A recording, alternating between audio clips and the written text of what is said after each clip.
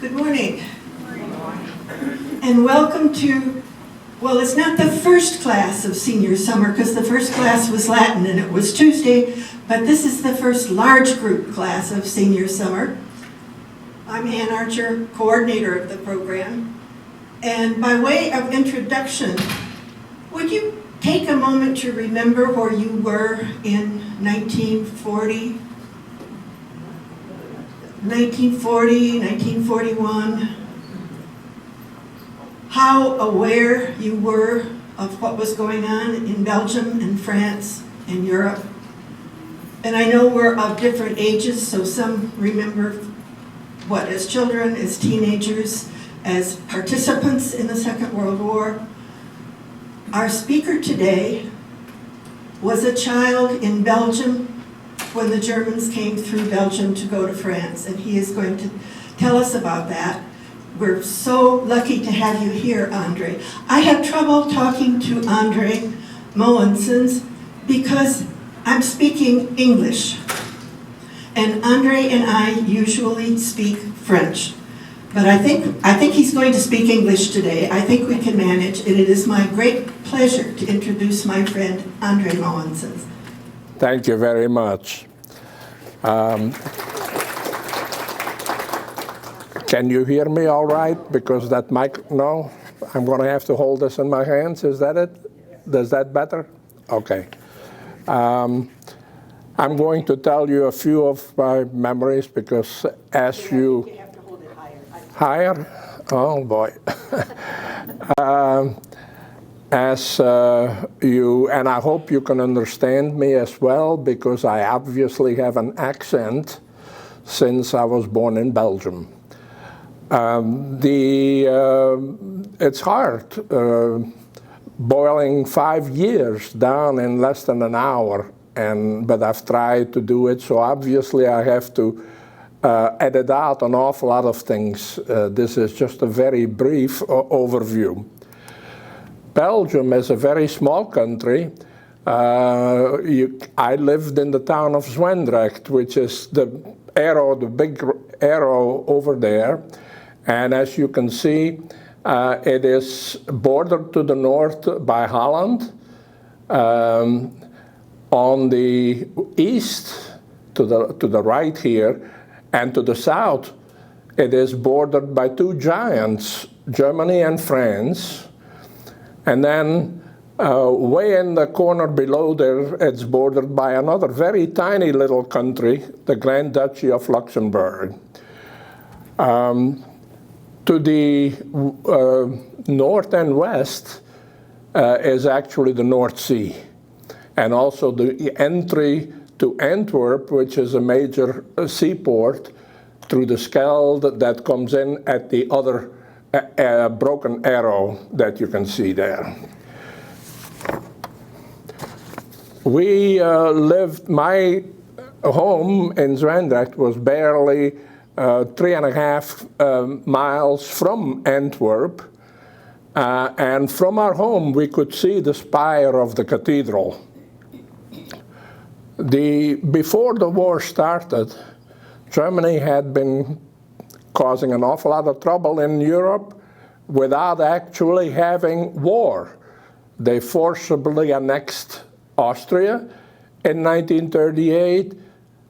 Germany dismembered Czechoslovakia in 1939.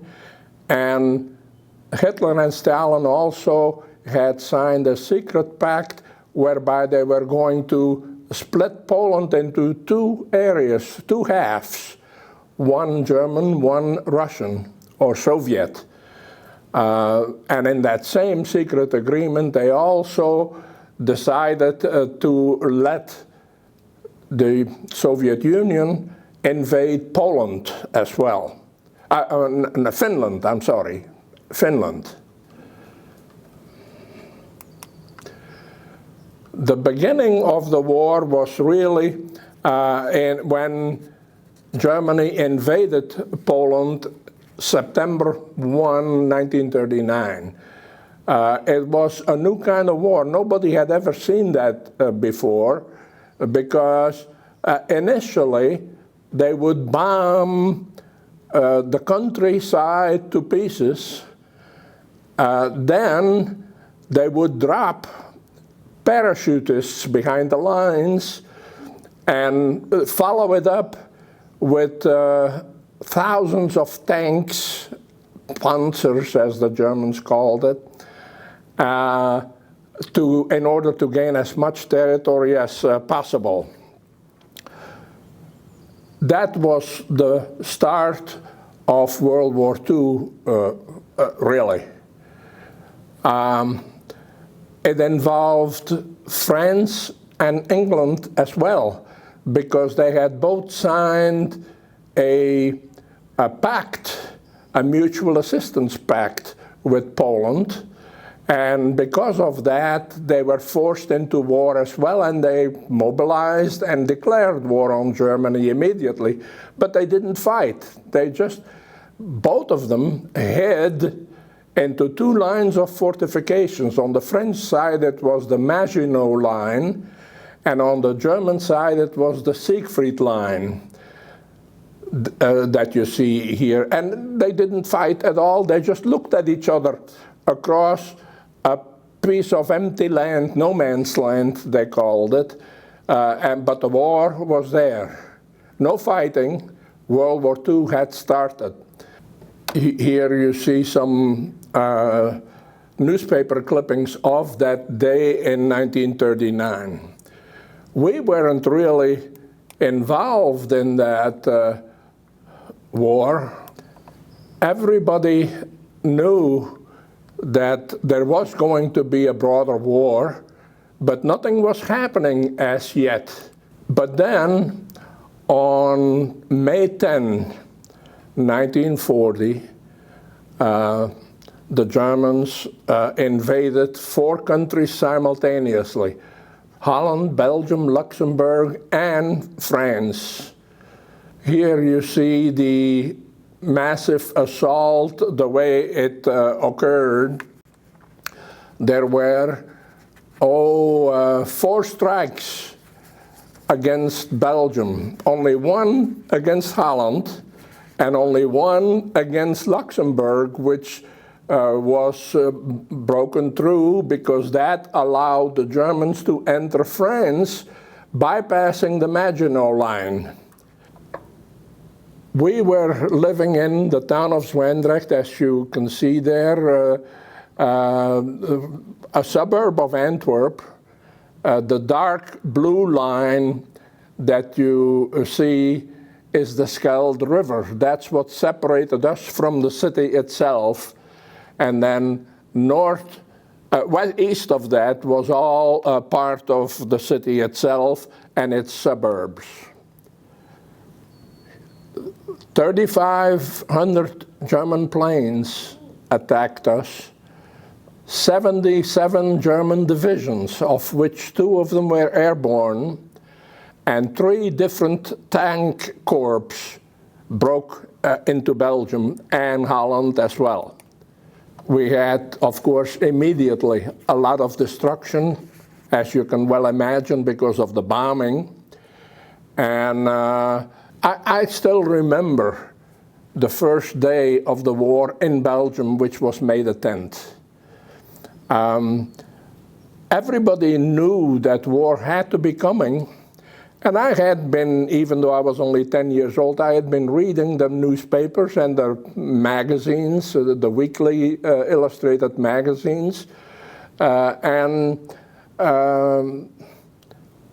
when war came, it was totally different. That was not what I had expected, to see that destruction. We lived on that main road from Antwerp to the coast. And all that we saw the first 3, 4, 5 days of the war was thousands of people fleeing from the east toward the west. I don't know where they were going. Ultimately, they all had to come back home. In the 2 driving lanes down that highway, the French forces and the British Expeditionary Force, which had been allowed to to enter Belgium by the King of Belgium, were withdrawing while the Belgian army fought the rear guard action to try to protect them from before the Germans could get to Antwerp. So you saw nothing but old equipment. The soldiers down the cobblestone roads that were withdrawing had very ancient, antique almost equipment. They had very little motorized armor. They dragged cannons with horses down the street, all while they were withdrawing so that they could ultimately embark and evacuate Belgium to move to England. There was very little of an air force in either Belgium or France. Belgium had only a few antique planes. This one, a reconnaissance plane, was some 30 years old. And that was all. That was probably about the best they had at that time. Here you can see the evacuation in May of 1940. On one of those days in maybe the 13th or 14th of May, we were all watching, because we lived at that main highway. We were all watching what was happening from our upstairs windows. My bedroom was on the second floor, and I was just watching from morning until evening almost all these people withdrawing and going by, civilians fleeing with nothing but no luggage other than what they could carry themselves or pull in a baby carriage or even a toy chest from children. And it was an unbroken stream of people from morning until night. One day, as I was watching this and looking toward Antwerp in the distance, I saw a German plane, a fighter plane, come flying at rooftop in the same direction that the people were fleeing.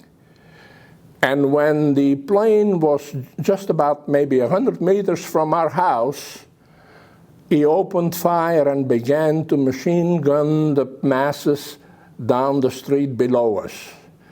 You saw people falling in the road, both soldiers and civilians. They fell down. We didn't know whether they were dead or injured. And as the plane actually passed our house, it was so low that I could see the pilot in the bubble of his cockpit. It was that clear and that close. My mother, who had been elsewhere in the house, when she heard the shooting, rushed into, she knew that I was up in my bedroom watching through the window, as I always seemed to be doing. She rushed in, dragged me down, and with the other two children, my two sisters, one of them less than a year old, dragged us to the basement to seek shelter. Holland capitulated very early because Rotterdam had been totally destroyed, and at one point when we were staying at we're still staying in our house, we went outside in the evening when no more refugees were passing in front of us because the road had been cut off between Antwerp and us.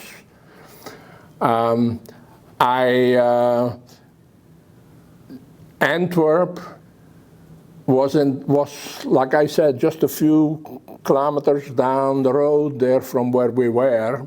We could see it. We were standing in front of the house, just looking. My mother, my father was gone because he had been mobilized in the Belgian army. We didn't know where he was.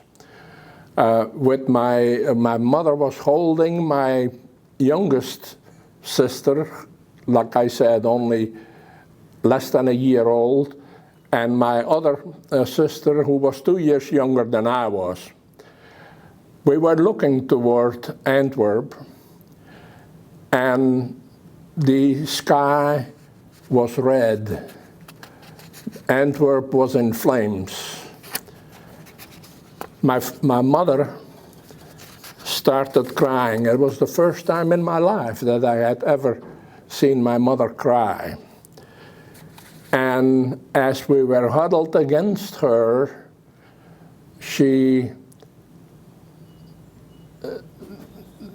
her face was just drenched with tears.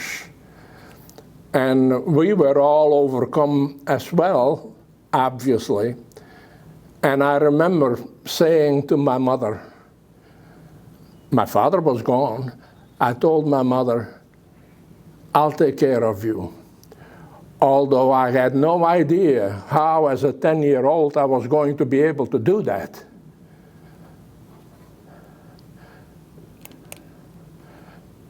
When we realized that the German advance was likely to reach us, that they were likely to cross the river, the Scheldt River, and reach us as well.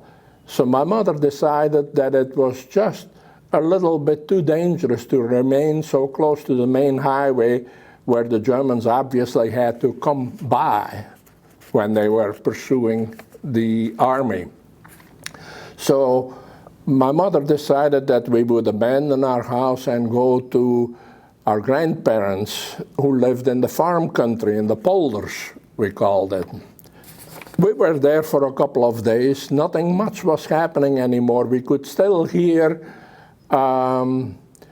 explosions and bombs falling, but it was in the distance. It wasn't close to where we were at that moment. So we didn't really know. We haven't had any news because the radio was no longer transmitting. And of course, we were in a fairly deserted part of the farm country as well. One day, I was at my usual vantage point, which was looking outside through the front window at my grandparents' house. We didn't know really what was happening, but I noticed across the street that the neighbor across the street, his front door was ajar, slightly open. All of a sudden, we saw a German soldier, 2 German soldiers approaching down the road, very slowly, crouched over, with the bayonet on the rifle, camouflage twigs in their helmets. And when they came to our neighbor's house and they saw that the door was open, they pushed it all the way open with the bayonet and yelled something inside which I could not hear. So my mother again dragged me away from the window, and we were locked ourselves in the basement, and we were just waiting to see what would happen. We didn't know what was happening. A few minutes later, though, we found out a lot of other soldiers had come by. The neighbor who lived across the street had been summoned by the Germans to come outside, and when he appeared, my mother, who was still there and saw it, said that he was shaking and he was raising his hands high above his head while the German soldiers were talking to him. and then went inside and closed the door. So the following day, nothing happened the rest of that day. We didn't know, let's put it this way, we couldn't see it because we were in the basement. But the following day, my grandmother decided she would cross the street and go talk to our neighbor and find out what the German soldiers had told them. And the neighbor said all he wanted to know was whether there were any Belgian soldiers hidden around. And of course, we didn't know that either, because we hadn't seen any war activity for at least 2 days. At this point, I think, I have to interject something for which I don't have any slides about what had been happening to my father. My father originally was exempt from the draft because of his age and being married and having 3 children. But when the plans, the imminent plans of war had penetrated among the command, not among us citizens, but among the command, on May the 8th, he had been ordered with his truck, because he operated a small transportation company with 1 truck. He was ordered to go to the fort, a Belgian army fort in our town, at the corner of our town. And he was ordered to proceed there to start loading up all of the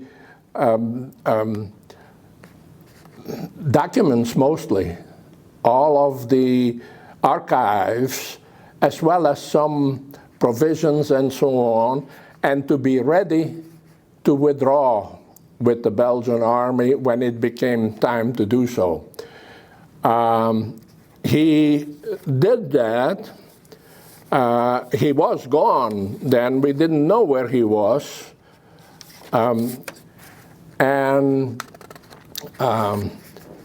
Later on, we would find out, of course, what had happened. But the Belgian army withdrew and kept fighting the Germans to allow the British Expeditionary Force a chance to reach Dunkirk and be evacuated to England. It was after the evacuation at Dunkirk, where close to 400,000 soldiers evacuated to England over a period of about a week. Then the Belgian king capitulated also, as Holland had done almost 2 weeks earlier, because the king did not want our army and the civilians being subjected to continual bombardment, when, of course, our small country could not fight the might of that German force. So he had been forced to withdraw with the officers of the fort to France. First to the coast of Belgium and then south toward into France. And later on we would find out what had happened, but we didn't know where he was or whether he was alive or hurt or captured or anything for months. For about 6 months we didn't know where he was or whether he was alive. Sometime, let me see what the next one is. Sometime late in 1940, I forgot, I don't know what the exact date was. We were already under the occupation of the Germans. We were being rationed. Everything was being rationed. The food, not just the food, clothing as well, textiles, everything that you were permitted to buy with rationing coupons was adulterated, so it would last longer, when our shoes wore out, we didn't have any coupons for shoes, so us children all wore wooden shoes, sabots, as they were called. And as the end of 1940 approached, my father would suddenly appear back into town. But what a sight he was. He had been forced to go into France with the Belgian army and to withdraw with the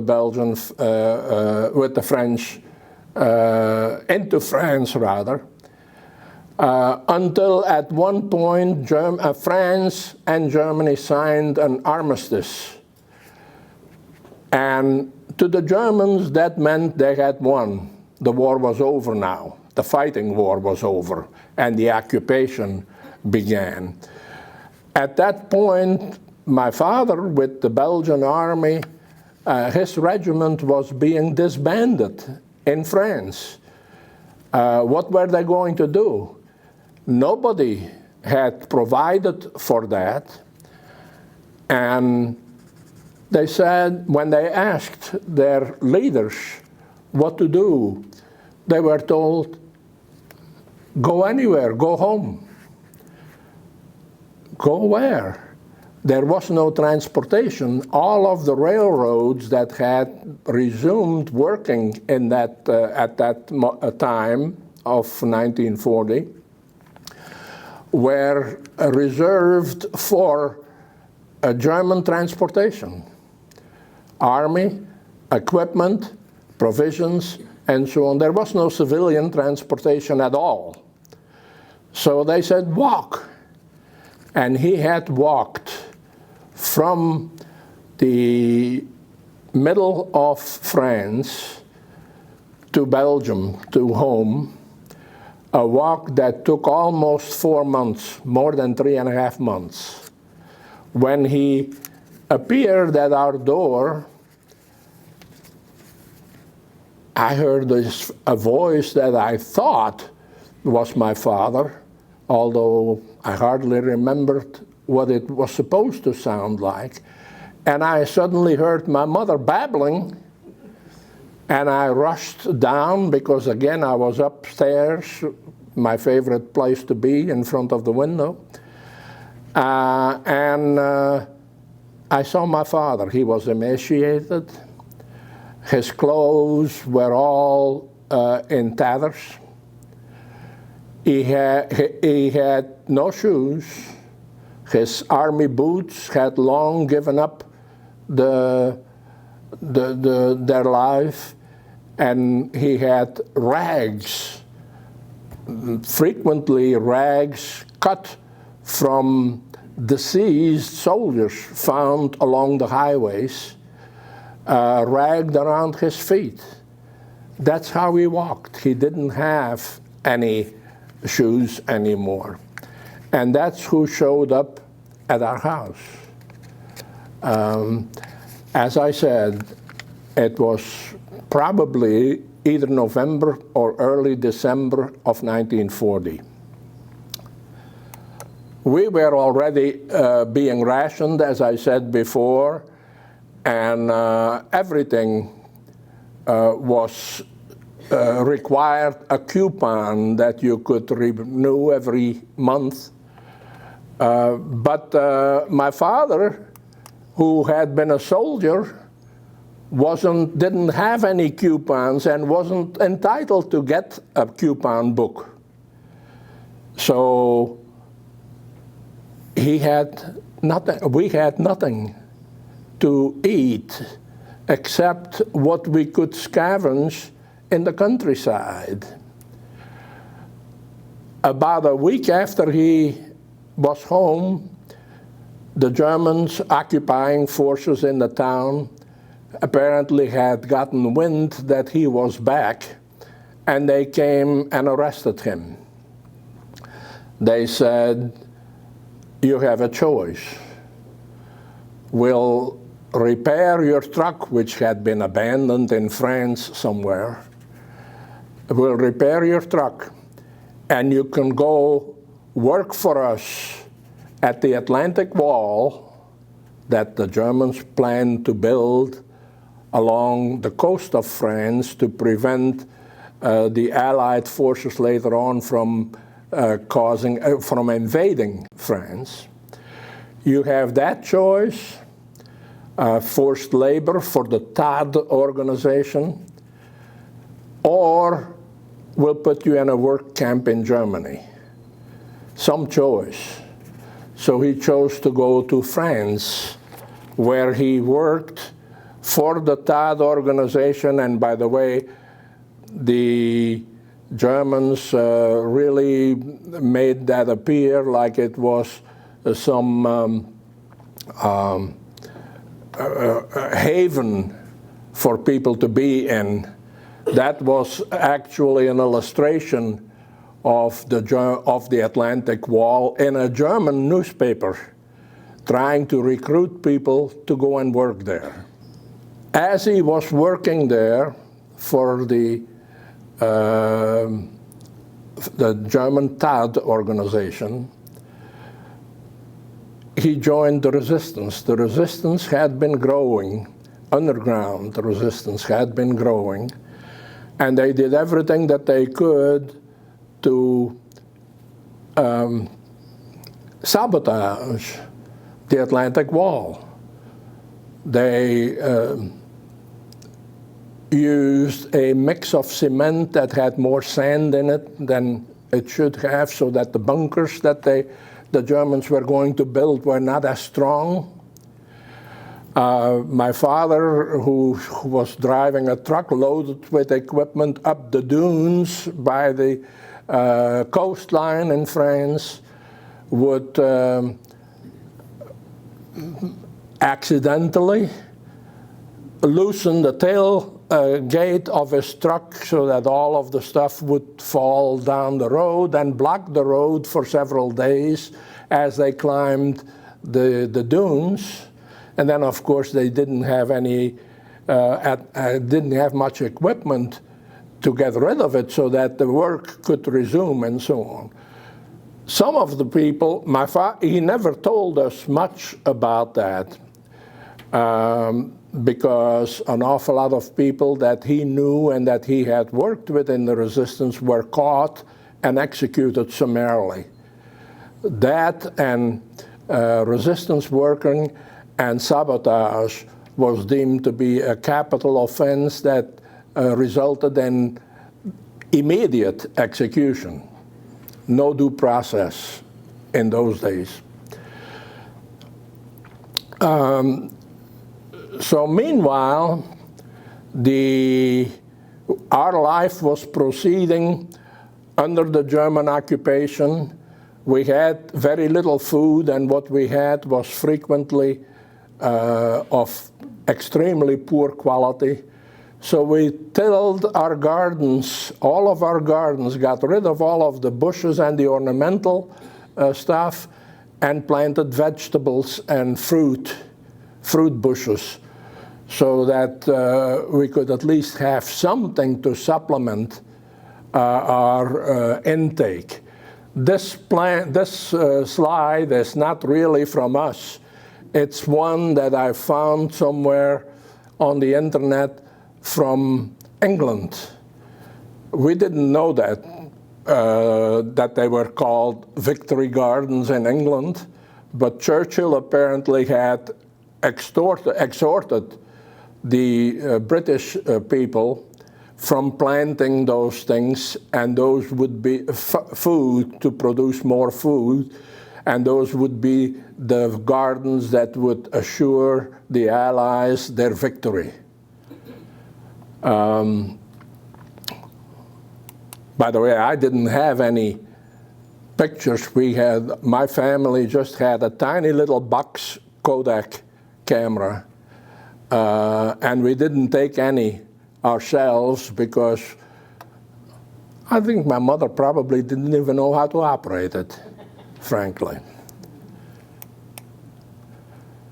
Meanwhile, the destruction went on. We had an awful lot of bombing attacks that still were occurring, because there were some areas in the country where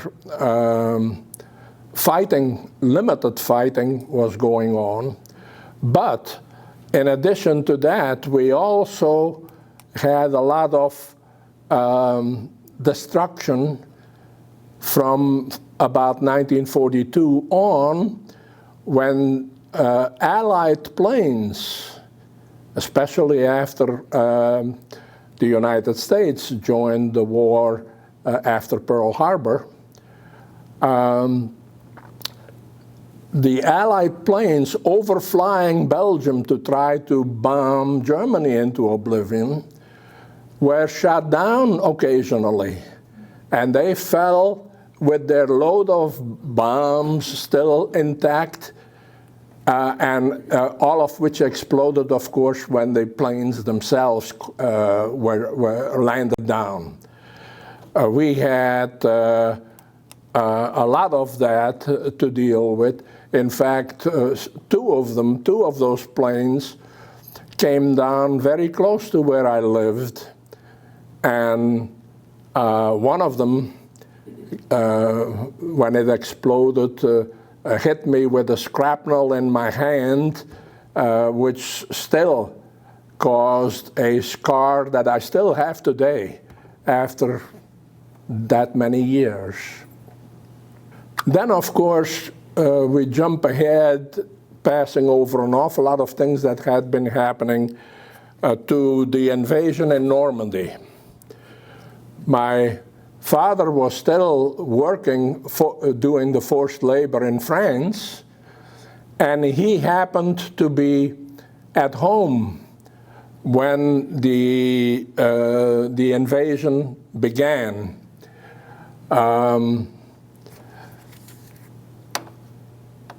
The Germans allowed him to come home for about a week every 3 to 4 months.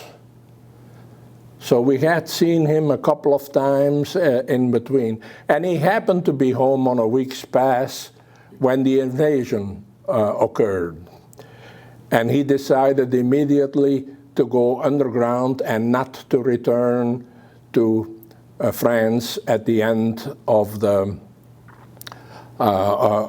his leave, his week's leave. Again, we did not know where he was, but at least we hoped that he was being hidden somewhere by other resistance forces that had already made connections and oops, hold on a second here. This is coming open. Okay. So he ducked under, and he stayed under until we were close to being liberated. That actually is already near the end of the war now, because that was actually happened after we had been already liberated. Antwerp by the American forces, and on our side, Zwijndrecht, from the Canadian forces under the commandment of Field Marshal Montgomery. After our liberation, the Germans launched a last-ditch effort to try to dislodge the Allied soldiers, mainly the Americans, through Belgium again, in the Ardennes, which is the mountainous country, in a fight that came known as the Battle of the Bulge, in the Ardennes, Bastogne, and so on. That went from December through January sometime. That battle lasted, and in the most horrible winter that we had had in 6 or 7 years since before the war. Antwerp, as I said, was liberated, and here you see an American Jeep posing and being welcomed in front of the City Hall in Antwerp. We had some soldiers come through Zwijndrecht as well, and they were, of course, welcomed with open arms. And, of course, Montgomery had to pose for the obligatory picture with the local leaders. That's essentially what we thought was the end of the war, because Bastogne was over, was liberated, and in our town, between our town and the city of Antwerp, there was a large open area of dunes, and that was uninhabited. American soldiers were brought there to await repatriation to the United States. They built a camp almost overnight called Camp Tapgat. And they would stay there until the Scheldt River could be cleared so that the Liberty ships could come from the United States to repatriate them. And they were right about less than a mile away from our town, basically, although it spread over a fairly large area. When we thought it was all over now, it was just a question of waiting for those ships to come down the river so that they could all go home, the Germans suddenly launched what they called their vengeance weapons, V1s and V2s. V1s were pilotless planes that were filled with shrapnel and enough fuel to bring them from their launching place, which was in Peenemünde, in Germany, near Denmark.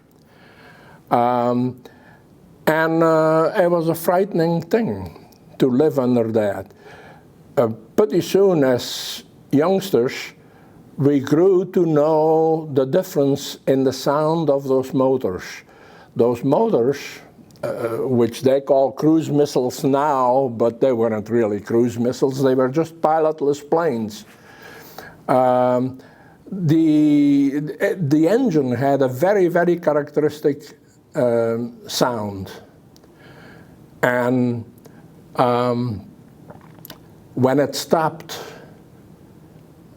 especially when it was overcast and you could not see in the sky where the plane was, you didn't know. You knew it was going to fall down and explode, but you didn't know where. Was it going to hit where I was, or was it going to hit somewhere else? Is this my day, or isn't it? There are probably at least 15 to 20 of those V1s that fell in the area of in and around my town. The V2s were worse because they were rockets and you didn't hear them come at all. They were just there. You were aware of it if it had missed you. If it hadn't missed you, you weren't aware of anything anymore because you were gone.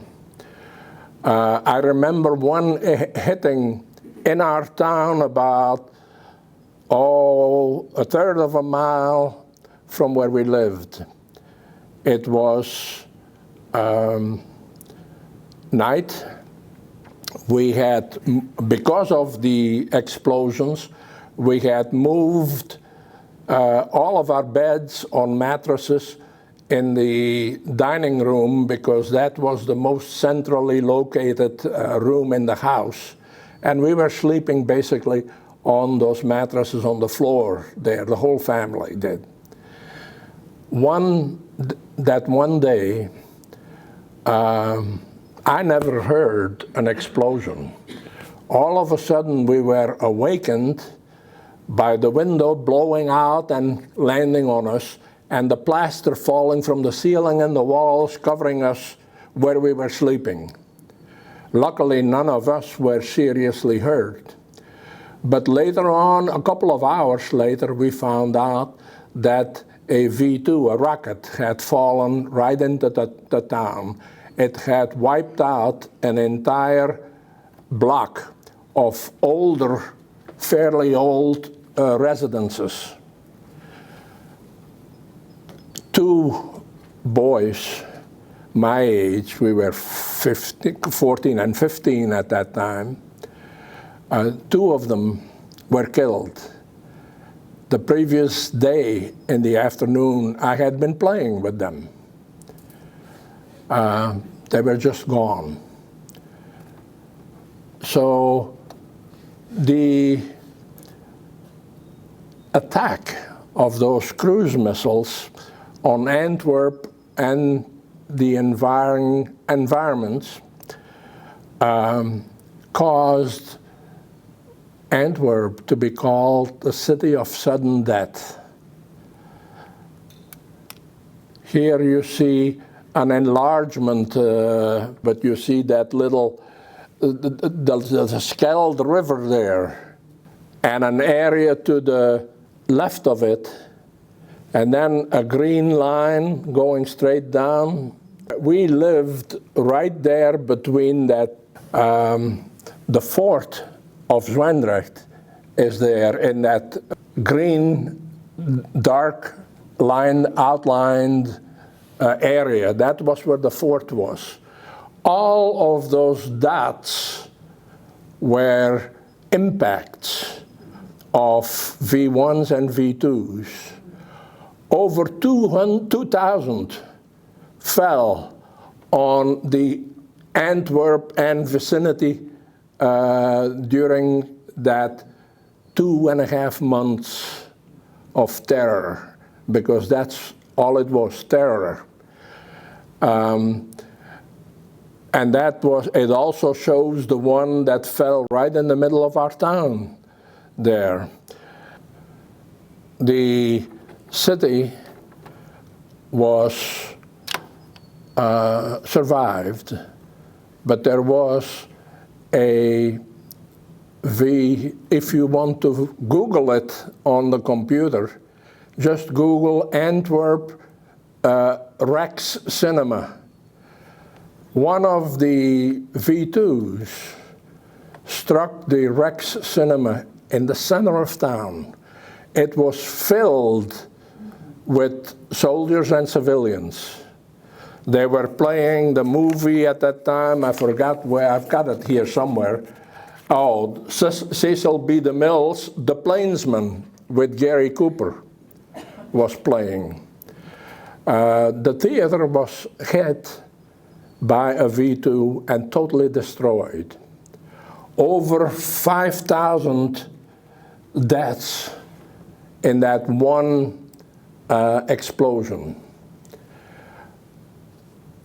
We weren't told how many were soldiers and how many were civilians. We were never told that. But after the war, when they did make this map, it said that over 2,000 impact locations were marked on that map with red dots.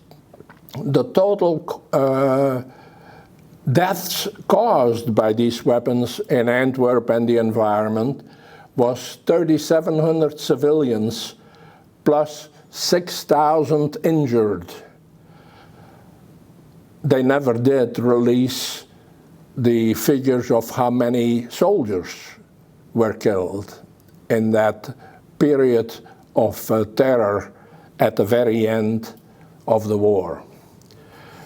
But it was ultimately over.